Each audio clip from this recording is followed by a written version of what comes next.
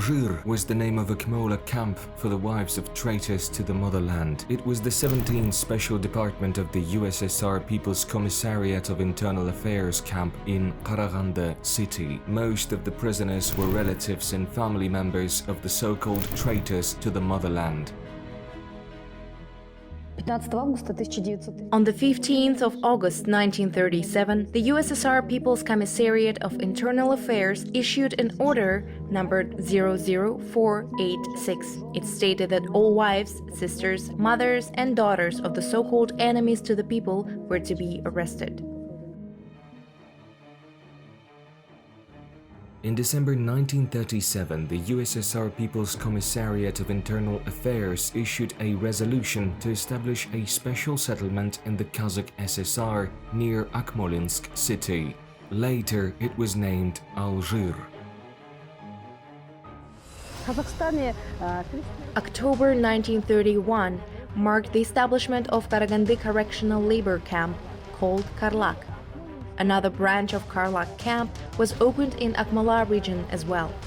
It included a lot of labor camps and special settlements. Camps in Akmola region were assigned numbers from 26 to 35. Among them, the 26th settlement became the foundation of the future ALZHIR camp. In less than a month, during harsh winter of 1938, the first group of prisoners consisting of 70 women arrived to ALZHIR camp. Among these first prisoners, 30 women carried infant children in their arms. All of them faced the harsh Akmola winter conditions for the first time and tried to keep warm as much as they could. This blanket belonged to Maya Kляшторная, the famous Belarusian poet Todor Kляшторny's daughter. At the time, he was even called the Belarusian Yesenin. Her mother, Yanina Germanovich, was sentenced to 8 years of prison. Maya was only 4 months old when she arrived at the camp with her mother. This blanket kept Maya warm during the harsh winters at the camp. 3 years later, Maya was torn away from her mother and sent to the Sakhar orphanage.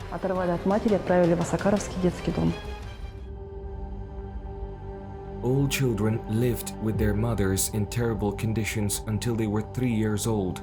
Then they were sent to orphanages far away from the camp, and mothers were left with only a few personal belongings to remember their children by. During the first 2 years, the strict regime at the camp placed many limitations on the already marginalized women. Every day at work, the women were escorted by a convoy with dogs and machine guns. Those women were really considered dangerous to the society to the extent that they had to be isolated from the rest of the people. There were many female artists, actresses, writers, agronomists, architects, and builders among the prisoners. 90% of the women had higher education. If we think of the most famous ones, for example, those would be the wives of such well-known people like Ryskulov, Khodjanov, and Yermekov. There were also wives of such figures as Beimbet Maylin, Sakin Seyfulin, Temirbek Zhurgenov, Sanjar Asfendiyarov, and many others. Overall, about 20,000 women from all over the Soviet Union were imprisoned in this camp.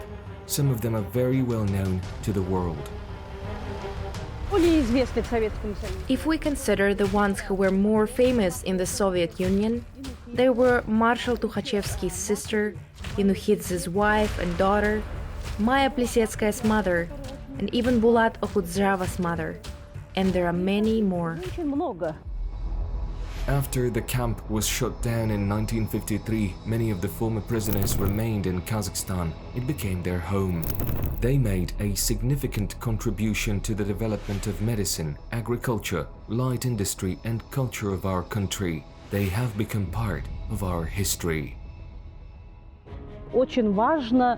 It is very important to realize what lessons history teaches us.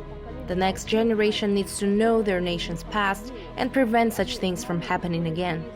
Knowing the people who lived back then and contributed to the good of our nation is also crucial.